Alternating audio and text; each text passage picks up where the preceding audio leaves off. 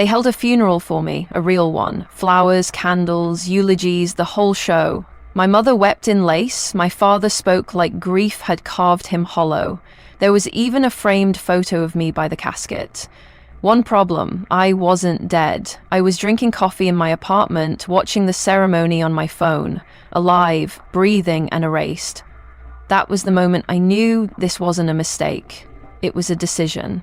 They didn't just disown me, they buried me. But if they thought I'd stay dead, they clearly forgot who I am. Let's begin. It was just another quiet morning in Portland. Maya, 30, moved like clockwork through her tiny apartment.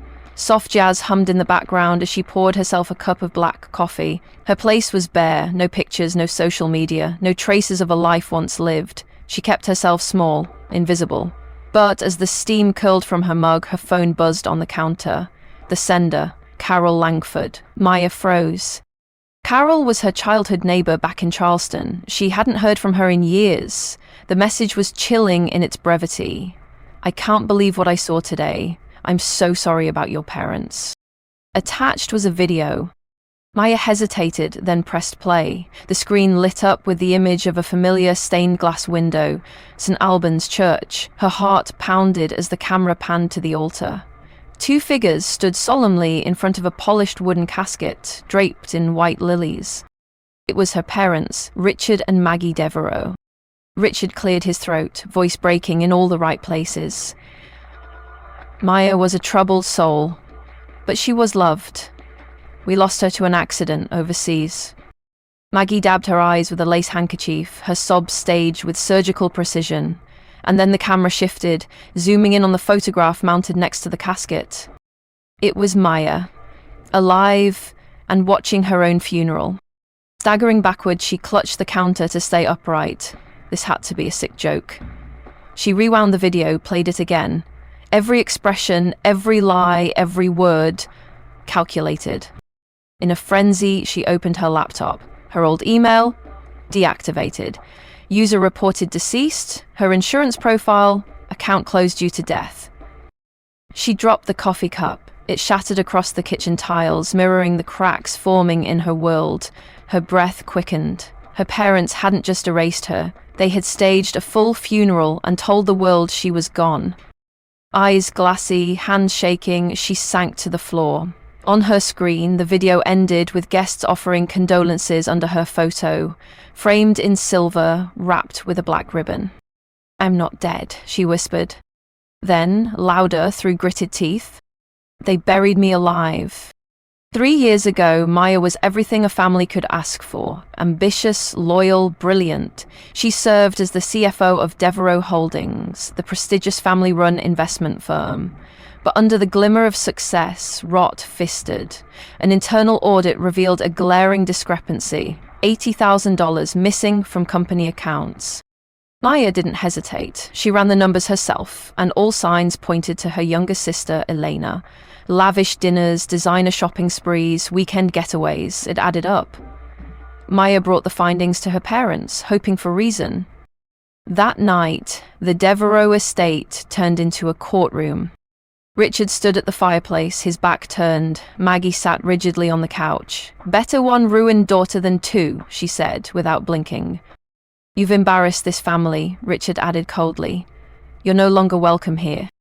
Maya's protests fell on deaf ears. Elena stood in the corner, tears streaming, not from guilt, but from practiced victimhood.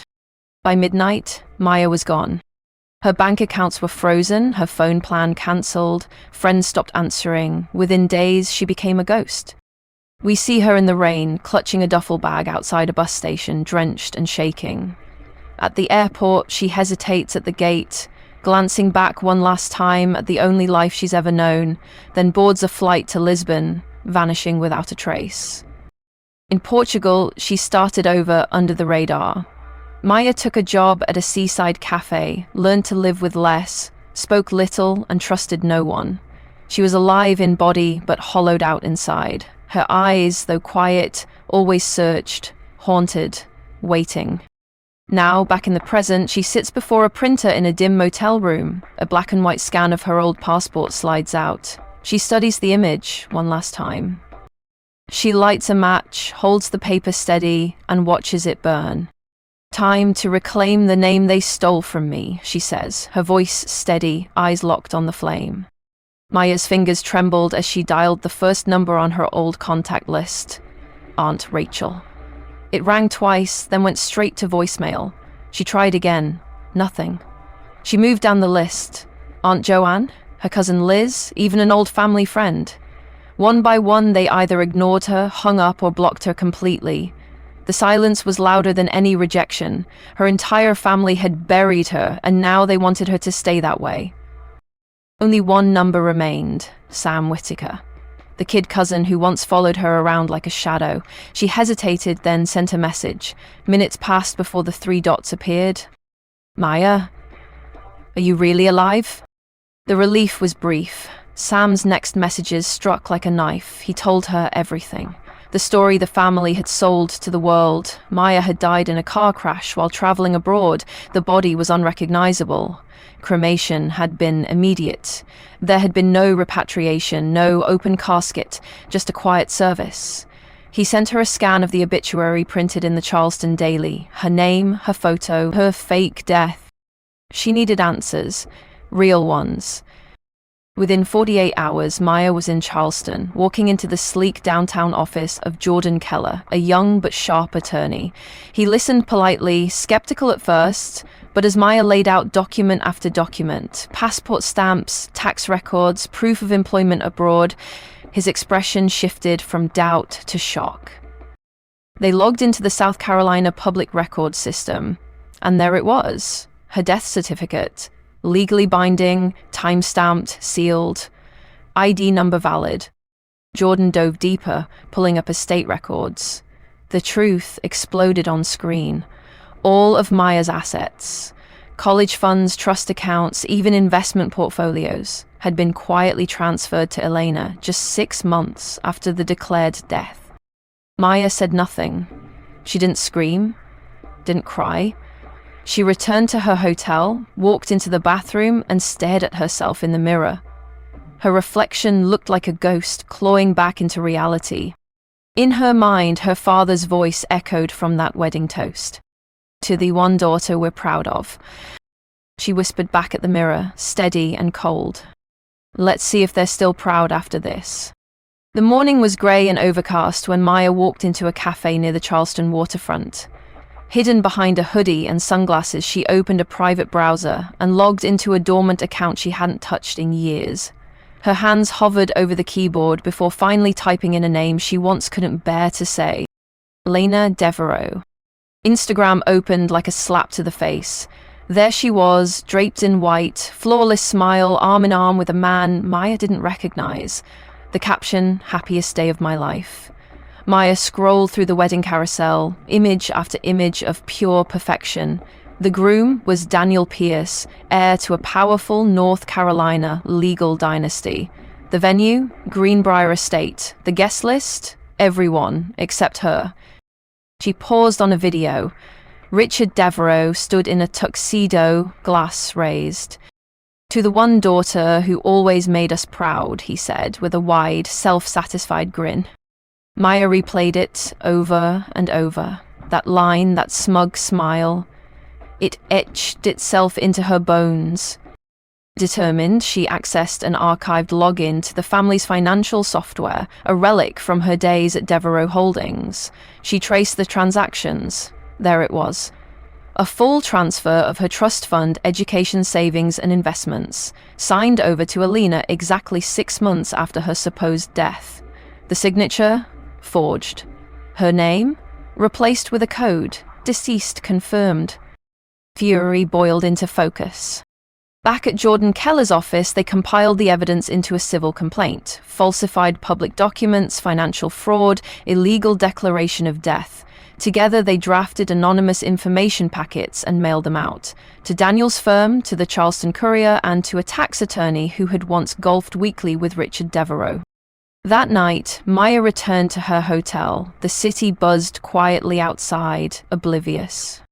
A voicemail pinged. A robotic voice played back the message, one line only.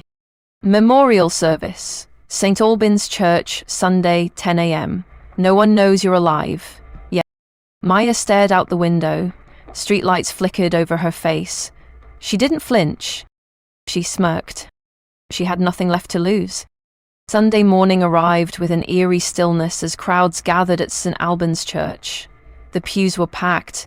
Extended family, old friends, business partners of the Devereux family. A few reporters milled at the back, tipped off by anonymous leaks that something about the service might not be what it seemed. On the altar, candles flickered beneath a framed portrait of Maya, her image surrounded by lilies and silver trim. Maggie sat in the front row, draped in black lace, dabbing tears with a monogrammed handkerchief. Richard stood at the pulpit, reciting the same tired script with forced gravity. She lost her way, but she was loved, he said, voice steady, eyes dry. The priest took the podium. Please rise for a moment of silence in remembrance of Maya Devereux. The crowd stood, heads bowed, and then the church doors groaned open. A hush fell over the sanctuary as a figure stepped into the doorway, cloaked in a long black coat. Light spilled in behind her, casting her silhouette like a spectre from the grave. Her heels echoed against the marble floor. Click, click, click. As she approached the altar, faces turned, gasps rang out. Maggie collapsed in her pew. Richard's wine glass slipped from his hand and shattered. Elena clutched her pearl necklace so tightly it snapped. Maya said nothing. She walked to the front, past her own photo, and turned to face the crowd. She reached into her coat and pulled out a thick dossier, stamped, signed, notarized. There was no accident, no cremation, I was never dead. She motioned to the projection screen behind her. Slide by slide, the truth unfolded. The falsified death certificate, immigration records from Lisbon, her apartment lease, and most damning of all, the transfer of her trust fund to Elena. Phones rose into the air, whispers erupted.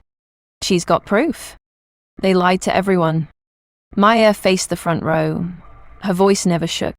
Elena, enjoy the house you bought with my blood. To my father, she continued, you didn't lose a daughter, you threw her away. With that, she turned and walked out of the church. Behind her, the building erupted into chaos. The church bell rang overhead, loud, deliberate, final. The camera pulled back as Maya strode alone down the steps, slicing through the stunned crowd like a woman risen from the grave. The headlines came fast. By Monday morning, Maya Devereux was no longer a ghost. A Charleston judge officially reversed her death certificate, restoring her legal status as alive. In a quiet meeting at Jordan Keller's office, she held the document with trembling hands, then tucked it into the back pocket of a worn leather journal. The Devereux family did not fare so well. An independent investigation launched within days. Richard, Maggie, and Elena were named in a criminal inquiry for conspiracy, fraud, and falsifying public records. Elena was stripped of all financial assets she had claimed as inheritance. Her husband, Daniel Pierce, filed for divorce and issued a public statement cutting all ties. The Pierce family withdrew all legal partnerships with the Devereux. Media outlets ran exposés under damning headlines. The funeral that wasn't. A daughter declared dead to steal her life. Maya, meanwhile, reclaimed her assets, trust funds, investment accounts, everything she had lost. But instead of hoarding it, she established the Redemption Foundation, pledging half the fortune to support individuals cast out by their own families. Cameras captured her first public appearance at a shelter, where she handed a scholarship to a young homeless girl. Their eyes locked. Recognition passed in silence. 2 lives, 1 shared wound. Back in Lisbon, Maya returned to her old apartment, now repainted and full of light. Art hung on the walls, a plant thrived on the windowsill. She sat at her desk, flipped open the journal, and wrote one final entry. Sometimes, to truly live, you have to die first. I didn't come back for forgiveness. I came back to be free. On the terrace, the camera slowly pulled back. Maya stood beneath the setting sun, the Atlantic wind teasing her coat and hair. No longer a ghost, no longer forgotten. Alive and seen. Sometimes the ones who are supposed to love us the most are the ones who hurt us the deepest. But even in the darkest betrayal, there's a chance to reclaim yourself, to rise, Not for revenge, but for truth, for peace, for freedom. Because in the end, it's not about who buried you.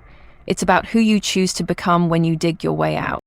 If this story moved you, let us know your thoughts in the comments below. Don't forget to like, subscribe, and follow the channel for more powerful stories that stay with you long after the screen fades to black.